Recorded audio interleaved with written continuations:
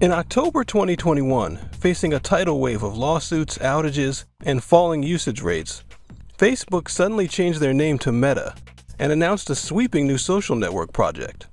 The media ate it up, but now, a few years later, the whole thing seems dead in the water, with 11 figures worth of money seemingly heading down the drain. It seems like one of the stranger incidents that's ever happened in business, and I don't think people have talked about what really happened. So, let's discuss it ourselves. It's not hard to see the very first part of this. By that time in that year, Facebook's name and brand had been completely smeared, so they pretty obviously pushed the ejection button on their own identity. But this went deeper. They moved from their traditional social network into a completely new project, which they invested in heavily, despite not having a proven product or an existing user base. But in the years since, despite the initial hype, no one has picked up or used the Metaverse, and it appears to have been abandoned for other products. On the surface, I think there's a couple clear reasons for this. It's well known in the gaming industry that a new platform needs a killer app, some program or piece of software that is uniquely good or useful that everybody wants to have, in order to drive your initial sales. I don't know of anything like that for the Metaverse.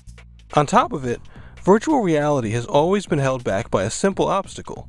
You have to strap a brick to your face, which not only looks awkward, but feels that way as well, and is not something you'd want to do for an extended period of time. And finally, the cost of the whole thing to the consumer is very high. The cheapest option, last I heard, is $200, and the standard Pro one is just under $1,000. Internet-based companies can make a lot of money really fast because their products usually can spread instantly all over the world at no cost. That's not the case with actual physical objects, and it seems easy to miss that. So with Facebook, it required no special hardware, was free, and was the only way at the time to connect with your friends and other people you may have lost touch with. The Metaverse has none of those advantages, and won't unless or until they can create something much cheaper, much smaller, and with a must-have application, which don't seem to be coming. But I think there's a question beyond that, because this wasn't a small project for Facebook. They invested an insane amount of money and time into this, without due diligence. And that, to me, is the most interesting part. Why on earth did that happen?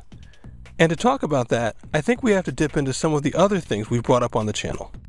Previously in the propaganda series, we mentioned that any organization where one person dictates to a bunch of others can fail by the individual mistakes or mental quirks of that one person, which can happen very, very easily. And one key aspect of that relates to what we just talked about in the video, on why everyone thinks their mixtape is fire. Our brain uses the same small number of pleasurable emotions to represent a lot of different situations, including ones where we're trying to create something that other people might enjoy. Some part of our reaction triggers in the same way other people's will when they use the thing, but it can also trigger off of other ways that thing might help us. With mixtapes, we said that attaching our ambitions to something can be one of the major triggers, and that's one of the things that pretty clearly happened here, and in a big way. For a long time, Facebook was the top social network in the entire world, and that obviously meant something personal for Mark Zuckerberg. It gave him things, not just money, but also notoriety, respect, knowledge, and maybe in a darker sense, control of other people. When Facebook suffered those multiple blows to its reputation in 2021, and then finally turned the corner and started having its user base go down, it looks like that threatened all those things for Mark Zuckerberg. And he then instead dove into the Metaverse and took the company with him, because it gave him a way in his own mind to potentially regain those things and even increase them.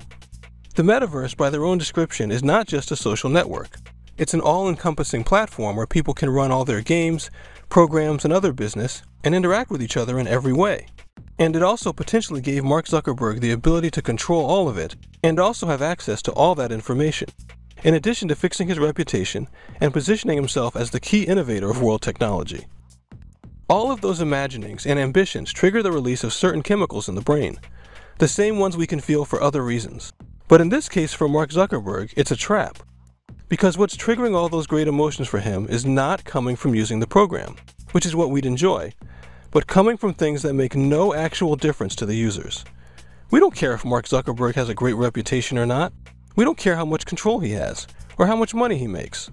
All of those things would be a side effect of him putting out a product that was great for us and that everyone used. But in this case, he seems to have skipped that part of the process because he was so high off the potential reward for him alone that he forgot about how to actually get it. We can see that this is the case for more than one reason. For one, the word out of Facebook HQ is that everyone there has recognized that their job on the metaverse is ultimately just to make Mark Zuckerberg feel good about himself. And likewise, despite not being a skilled spokesperson, he went out of his way to position himself as the key person within the metaverse at every opportunity. In some cases, the only person. But there's also something more concrete that I think demonstrates the point.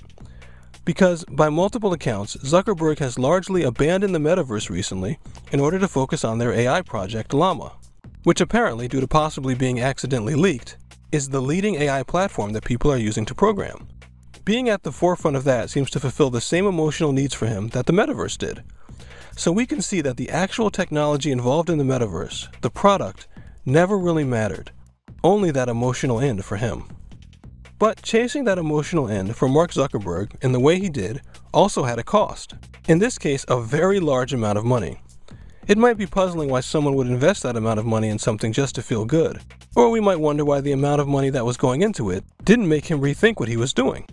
Well, there is such a thing as sunk costs, which I've actually heard has some logic to it, since humans in the past could catch animals that initially got away from them by just continuing to chase them until they tired out. But I think there was something else at work too, which we talked about in the propaganda series. And that is that a person's reputation matters more to them than their normal reasoning, or just about anything short of direct life and death. And that's because losing status with your social group can cause you to lose cooperation, or your share of the resources, or, very directly, being able to mate, which in genetic terms is the same as dying. So, the decisions being made from the top down in Facebook's case were coming from someone who was following an instinct that outranked all of the rational business or financial decision making that they'd otherwise do. The need for Mark Zuckerberg to protect his status was simply more important to his genes than the billions of dollars he had spent, or even the rest of his company, which highlights again how dangerous it is to have one person making the decisions for a large number of other people. And this is especially true because, as we found over time, social media companies cannot be too big to fail. It may seem that way when their logo is everywhere and they have ridiculous resources. Or even when they apparently have a monopoly on video or text posts or your interactions with your friends. But it hasn't happened in reality, because Facebook went out of their way to buy up or stop other successful friend-finding or friend-making services on the internet. And nonetheless, they still eventually turned a corner and started losing users, because their reputation got bad enough that people decided to just do without the interactions with their own friends, and Facebook has been floundering ever since. But having said that, is it possible to avoid traps like the one Facebook fell into? Yeah, and I think it's actually pretty easy. You just have to listen to the feedback from your own audience. When Tetris was first being developed, it would shut down any office that got it, because people would get addicted to it. But here, Facebook can't even get their own employees to use the metaverse. And that really means that, despite the fact that some aspects of it, like the face mapping, will undoubtedly be used elsewhere, the overall product is probably doomed. But at the very least, we can draw a lesson from it. Listening to our gut can be very useful, but our gut gives us feelings based on things that may not relate to what we're trying to do. And if we follow that and ignore any other evidence, even the biggest whale in the ocean can end up on the beach. Thanks, like, comment, and subscribe, and I'll be back soon.